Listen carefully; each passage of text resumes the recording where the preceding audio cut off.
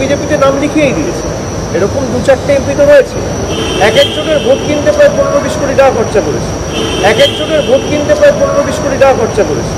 উপরাষ্ট্রপতি নির্বাচনে ভারতীয় জনতা পার্টি বা এনডিএ জোটের প্রার্থী সিপি রাধাকৃষ্ণন ভোট পেয়েছে 452টি এবং ইন্ডিয়া জোটের প্রার্থী বি সুদর্শন রেড্ডি ভোট পেয়েছে 300টি। স্বাভাবিকভাবে অনায়াসে জয়লাভ করেছে সিপি রাধাকৃষ্ণন। কিন্তু যে প্রশ্নটা উপরাষ্ট্রপতি নির্বাচনের পর থেকে গোটা দেশীয় রাজনীতিতে তোলপাড় ফেলে দিয়েছে, আলোড়ন ফেলে দিয়েছে, সেটা হচ্ছে উপরাষ্ট্রপতি নির্বাচনের দিনকে ইন্ডিয়া জোটে 315 জন সাংসদ ভোট প্রদান করেছে। ভোট দিতে গিয়েছিল 315 জন সাংসদ। তাহলে 300টা ভোট কেন পেল বি সুদর্শন রেড্ডি ইন্ডিয়া জোটের প্রার্থী? বাকি 15টা ভোট গেল কোথায়? ক্রস ভোটিং হয়েছে নাকি জেনে বুঝে ইন্ডিয়া জোটের শরিক দলরা ইন্ডিয়া জোটের উপরাষ্ট্রপতি পদপ্রার্থীকে পিছন থেকে ছুরি মেরেছে? কোন কোন শরিক দল ভারতীয় জনতা পার্টির ক্ষীর খাচ্ছে, এনডিএর ক্ষীর খাচ্ছে? কোন কোন শরিক দলের সাংসদরা জেনে বুঝে ভারতীয় জনতা পার্টির ক্ষীর খেয়ে ইন্ডিয়ার পরিবর্তে এনডিএর উপরাষ্ট্রপতি পদপ্রার্থীকে ভোট দিয়েছে? আর এই সব ধোঁয়াশা, সব প্রশ্নের খোলাসা করেছে কলকাতায় ফিরে তৃণমূল কংগ্রেস সাংসদ অভিষেক বন্দ্যোপাধ্যায় এয়ারপোর্টে। আমার বিশেষ করে মনে হয় যে কয়েকটা দল রয়েছে যেখানে বিজেপি, বিশেষ করে আম আদমি পার্টির মতো দল, যেখানে 1-2 জন রাজ্যসভার এমপি একদম সরাসরি বিজেপিকে সাপোর্ট করে। তারা এমনকি তাদের নেতা অরবিন্দ কেজরিওয়ালের বিরুদ্ধে একজন মহিলা এমপি রয়েছে, তারা তো সরাসরি নামে আম আদমি পার্টি, বিজেপিতে নাম লিখিয়েই দিয়েছে। এরকম 2-4টে এমপি তো রয়েছে। কেবল অভিষেক বন্দ্যোপাধ্যায় না, অরবিন্দ কেজরিওয়ালের আম আদমি পার্টির সাংসদদের দিকে অভিযোগের তীর বা আঙুল ছুঁড়েছে ইন্ডিয়া জোটও। কারণ ইন্ডিয়া জোটের উপরাষ্ট্রপতি পদপ্রার্থী যেহেতু কংগ্রেস ঘরানার, সেহেতু প্রথম থেকেই উপরাষ্ট্রপতি ভোট বয়কটের ডাক দিয়েছিল অরবিন্দ কেজরিওয়াল। অরবিন্দ কেজরিওয়ালের দাবি ছিল যে দিল্লিতে কংগ্রেস তার ভোট কেটে তাকে হারিয়েছে, তার দলকে হারিয়েছে, সেহেতু সেই কংগ্রেস ঘরানার বা কংগ্রেস থেকে উঠে আসা উপরাষ্ট্রপতি পদপ্রার্থীকে তার দল বা তিনি সমর্থন করতে রাজি নয়। যদিও শেষমেশ মমতা বন্দ্যোপাধ্যায়ের মধ্যস্থতায় তিনি ইন্ডিয়া জোটের উপরাষ্ট্রপতি পদপ্রার্থী বি সুদর্শন রেড্ডিকে সমর্থন করতে রাজি হয়েছিল। তবে এই নির্বাচনী ফলাফল যা বলে দিল, অরবিন্দ কেজরিওয়াল মমতা বন্দ্যোপাধ্যায়ের কথায় শেষমেশ রাজি হলেও অরবিন্দ কেজরিওয়ালের দলের সাংসদরা কিন্তু এনডিএ জোটের পদপ্রার্থী সিপি রাধাকৃষ্ণনকেই ভোট দিয়েছে। আর বাকি যে সাংসদদের ভোট গিয়েছে তা সম্পূর্ণ ঘোড়া কেনা বেচা হয়েছে। হ্যাঁ, উপরাষ্ট্রপতি নির্বাচনেও ঘোড়া কেনা বেচা হয়েছে। ভারতীয় জনতা পার্টি একটা সাংসদ পিছু 15 কোটি টাকা বরাদ্দ করে ভোট কিনেছে উপরাষ্ট্রপতি নির্বাচনে, এমন বিস্ফোরক দাবি করেছে অভিষেক বন্দ্যোপাধ্যায় কলকাতা এয়ারপোর্টে নেমে। আর ওরা অনেক টাকার বস্তা নিয়ে নেমেছিল ভোট কিনতে। আমি কালকে গিয়ে 4-5 জনের সাথে যেটুকু কথা বলে বুঝতে পেরেছি, এক একজনের ভোট কিনতে প্রায় 15-20 কোটি টাকা খরচা করেছে। যে রাজনৈতিক দল মিথ্যা প্রোপাগান্ডা ও ধর্মীয় উস্কানি দিয়ে দাঙ্গা ও বিভাজনের রাজনীতির মাধ্যমে ক্ষমতায় আসার জন্য কেবলমাত্র ইউটিউবারদের পিছনে 30 কোটি টাকা বরাদ্দ করতে পারে, 30 কোটি টাকা খরচা করতে পারে, সেই রাজনৈতিক দল উপরাষ্ট্রপতি নির্বাচনে একটা করে সাংসদ কিনবে 15 কোটি টাকায়। এতে আর আশ্চর্য হওয়ার কি আছে? আর উপরাষ্ট্রপতি নির্বাচনে যে ঘোড়া কেনাবেচার খেলা চলছে বহু আগে থেকে, তা আমরা আমাদের চ্যানেলে দেখিয়েছিলাম গত সপ্তাহে। যারা দেখেছেন বা যারা দেখেননি প্রত্যেকের জন্য আরো একবার শুনে নিন কি বলছে উপরাষ্ট্রপতি নির্বাচনের আগে সমাজবাদী পার্টির সাংসদকে ফোন করে মাননীয় ভারতীয় জনতা পার্টির সাংসদ অমিত শাহ জি। मंत्री जी बात करेंगे जी।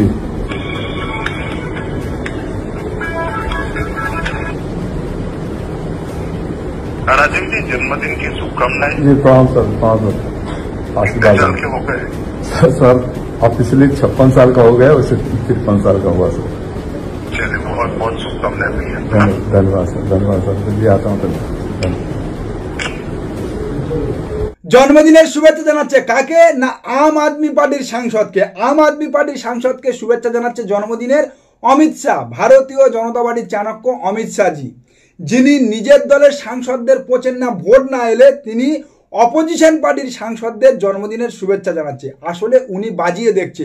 উপরাষ্ট্রপতি নির্বাচনের আগে যে ঘোড়া কেনাবেচার খেলাটা উনি শুরু করেছিলেন, তার আগে উনি একটু বাজিয়ে দেখছেন যে ভালো দাম পেলে কোন কোন ঘোড়া গোয়ালঘর পরিবর্তন করতে পারে। আর কেবল সমাজবাদী পার্টি নয়, এমন অনেক পার্টির সাংসদদের উনি ফোন করেছিলেন যারা মুখে কুলুপ এঁটে পাঁচিলে উঠে বসেছিল, দাম দর করছিল এবং সময় মতো খেলা দেখিয়ে দিয়েছে, সময় মতো বুঝিয়ে দিয়েছে। ইন্ডিয়া জোটের এমন অনেক শরিক দল আছে যারা সামনে ইন্ডিয়া জোটের সমর্থন করে, কিন্তু ভিতরে ভিতরে ভারতীয় জনতা পার্টির ক্ষীর খাচ্ছে, এনডিএর ক্ষীর খাচ্ছে। আর স্বাভাবিকভাবে ঘোড়া কেনা বেচায় সিদ্ধহস্ত ভারতীয় জনতা পার্টির অমিত শাহ সেই টোপ কাজে লাগাচ্ছে। আগামী দিনে এই সমস্ত সাংসদদের ইন্ডিয়া জোটের এই সমস্ত শরিক দলকে চিহ্নিত করে সাইড করতে হবে, না হলে এই সমস্ত শরিক দলরা ইন্ডিয়া জোটকে দুর্বল করবে, বর্তমানে যেটা তারা করে দেখালো উপরাষ্ট্রপতি নির্বাচনে। আপনার উদ্দেশ্য সঠিক নয়। আপনি সিএএ যখন এনেছিলেন, আপনি সিএএ বলেছিলেন যে নাগরিকত্ব দেওয়ার আইন। আপনি কজনকে সিএএ দিয়েছেন? আপনি সিএএ এর মুখোশে আড়ালে এনআরসি করতে চেয়েছিলেন। আপনার উদ্দেশ্য কোনোদিন সঠিক ছিল না। আপনি নোটবন্দি করে আপনার শিল্পপতি বন্ধুদের হাত শক্তিশালী করতে চেয়েছিলেন। গরিব মানুষের চোখের জল মুছে ভারতে কালো টাকা ধ্বংস করতে চাননি। উদ্দেশ্য কোনোদিন বিজেপির সঠিক নয়। আপনি কৃষি বিল পাস করিয়ে 700 কৃষককে আত্মহত্যা করতে বাধ্য করেছেন। আপনি কৃষকদের স্বার্থে কৃষি বিল পাস করেননি, তাও আবার পিছিয়ে আসতে হয়েছে। বিজেপির উদ্দেশ্য সঠিক নয়, হ্যাঁ সে তো গোটা দেশের মানুষ জেনে গেছে, যে কারণে 2024 লোকসভা নির্বাচনে বিজেপিকে ভারতীয় জনতা পার্টিকে 304 থেকে 240-এ নামিয়েছে। আগামী দিনে হয় নেপাল, নয় অংশ হয়। ভারতীয় জনতা পার্টি তাদের সরকার যা করুক না কেন, তাদের প্রত্যেকটা পদক্ষেপের মধ্যে ইলেকশন মুড লুকিয়ে থাকে। তাদের প্রত্যেকটা সিদ্ধান্ত বা পদক্ষেপের মধ্যে ক্ষমতা ধরে রাখা বা ক্ষমতা কায়েমের উদ্দেশ্য লুকিয়ে থাকে। সে হোক সিএএ, হোক এনআরসি বা হোক এসআইআর। আগামী অক্টোবর মাসে পশ্চিমবাংলায় এসআইআর শুরু হবে। আগামী অক্টোবর মাস থেকে পশ্চিমবাংলায় এসআইআর শুরু হবে এমন সূচনা দিয়েছে ভারতীয় নির্বাচন কমিশন। আর ভারতীয় নির্বাচন কমিশনের এই সূচনা দেওয়ার পর আবার সেই একই রকমভাবে পাল্টা কেন্দ্রীয় সরকারকে হুঁশিয়ারি ছুঁড়েছে তৃণমূল সাংসদ অভিষেক বন্দ্যোপাধ্যায়। আমি তো বলছি আপনি এসআইআর করুন, আমি বলছি তাড়াতাড়ি করুন, কিন্তু আপনি ইস্তফা দিয়ে তারপর শুরু করুন। ইস্তফা দিলে তো আমাকেও ইস্তফা দিতে হবে। আমিও সেই লোকসভায় নির্বাচিত। আমি তো নির্বাচনে মানুষকে ফেস করতে ভয় পাচ্ছি না। তৃণমূল তো বলছে না যে আমরা নির্বাচনে যাবো না। আপনি নির্বাচন করিয়ে নিন, আপনি লোকসভা ডিজলভ করুন, আপনি নির্বাচন করান, এসআইআর করে নির্বাচনে যান, কেউ তো বারণ করছে না। না, বাবাজির আর সেদম নেই। এমনিতে বাবাজি নীতিশ নাইডুর সেলাইন নিয়ে ডায়রিয়া রোগীর মতো কাঁপতে কাঁপতে চেয়ার আগড়ে বসে আছে, ভুল ভাল বকছে, মাথা চক্কর খাচ্ছে। আর দিনের পর দিন যেভাবে রাহুল গান্ধী অ্যাটম বম ফাটাচ্ছে, হাইড্রোজেন বমের হুঁশিয়ারি দিচ্ছে, তাতে করে এই নেপালের অর্থমন্ত্রীর মতো কি খালবিল ভেঙে ছুট করাবে? गाइस देख्न सक्नुहुन्छ हैन, पुलिस प्रशासनलाई त नाङ्गे खेदाइरहेछन्, देख्न सक्नुहुन्छ। पुलिसलाई त यहाँ ढुङ्गाले हाने मार्ने भयो। यहाँ खोला ढुक्का हालेर हिजो मान्छे मार्ने निकै खातेहरू यहाँ टाउको फुटाका पुलिसलाई आज। না না, একদম নয়। নেপাল নিয়ে বেশি কথা বলবো না, লিখে রাখুন।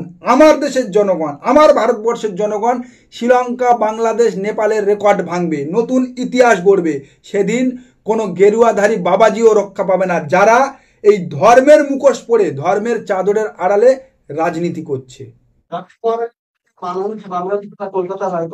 সব খারিজ হবে। উনি স্বামী প্রণবানন্দের শিষ্য। তিনি গত কয়েক বছর ধরে পশ্চিমবাংলার হিন্দুদের ঐক্যবদ্ধ করার প্রয়াস নিয়েছেন। তাকে ভারত সরকার পদ্মশ্রী দিয়েছে। আইপ্যাক এবং পুলিশের চক্রান্তে মমতার নির্দেশে তাকে কালিমা লিপ্ত করার চেষ্টা হয়েছে। আমার বিশ্বাস সেই মামলা থেকেও সসম্মানে মাথা উঁচু করে স্বামী প্রণবানন্দের যোগ্য শিষ্য প্রদীপ্তানন্দ মহারাজ, পদ্মশ্রী কার্তিক মহারাজ বেরিয়ে আসবেন। হ্যাঁ, অবশ্যই বেরিয়ে আসবে। আর সেদিনকে আপনারাও গলায় ফুলের মালা দিয়ে বরণ করবেন, সম্মান জানাবেন, কাঁধে করে নিয়ে ঘুরে বেড়াবেন। তাহলে এখন কেন জল মাপছেন? এখন কেন দূরত্ব বাড়িয়েছেন? এখন কেন বাবাজিকে দেখা যাচ্ছে না আপনার পাশে ভারতীয় জনতা পার্টির সভা সমিতিতে? ভারতীয় জনতা পার্টি চোর, ডাকাত, খুনি, ধর্ষকদের সেফ শেল্টার, তা গোটা ভারতবর্ষের বাচ্চা বাচ্চা জানে, বর্তমানে গোটা দেশের মানুষে জানতে শুরু করেছে। সে হোক বাবা রাম রহিম, হোক বিলকিস বানুর ধর্ষক, হোক শুভেন্দু অধিকারী, হেমন্ত বিশ্ব শর্মা, অজিত পাওয়ার বা মালেগাঁও বিস্ফোরণ মামলার প্রধান অভিযুক্ত সাধ্বী প্রজ্ঞা, সব বাবাজির ছোঁয়ায় এলেই পরিশুদ্ধ, বাবাজির ছোঁয়ায় এলেই টাটকা। আচ্ছা, আমরা কিন্তু দেখতে পাচ্ছি যে সারদায় এবং নারদায় অভিযুক্ত অনেকেই কিন্তু আপনাদের দলে রয়েছে, যেমন শুভেন্দু অধিকারী, অজিত পাওয়ার, হেমন্ত বিশ্ব শর্মা। কি বলবেন তাহলে? একটা কথা শুনুন, কারো ত্রুটি থেকেও থাকে, যখনই আমার মোদিজির সংস্পর্শে এসে গেল সে কিন্তু পরিশুদ্ধ হয়ে গেল। যখনই আমার মোদিজির সংস্পর্শে এসে গেল সে কিন্তু পরিশুদ্ধ হয়ে গেল। যখনই আমার মোদিজির সংস্পর্শে এসে গেল সে কিন্তু পরিশুদ্ধ হয়ে গেল। তাহলে আর শুভেন্দু অধিকারীর দোষ কোথায়? ওই নারদায় টাকা নিয়েছে? মশাই আপনি ভুল দেখেছেন। ওই চাক্কি পিসিং বলেছিল কাকে? অজিত পাওয়ারকে, যে বর্তমানে মহারাষ্ট্রের ডেপুটি সিএম হয়েছে ভারতীয় জনতা পার্টির টিকিটে। মশাই আপনি ভুল শুনেছেন, অসীম সরকারই ঠিক বলছে। নমস্কার, আজকের প্রতিবেদন এখানেই শেষ করলাম। দেখা হচ্ছে আগামী কোনো প্রতিবেদনে। আমাদের প্রতিবেদন সম্পর্কে আপনাদের মতামত অবশ্যই জানান আমাদের কমেন্ট সেকশনে। সবাই ভালো থাকবেন।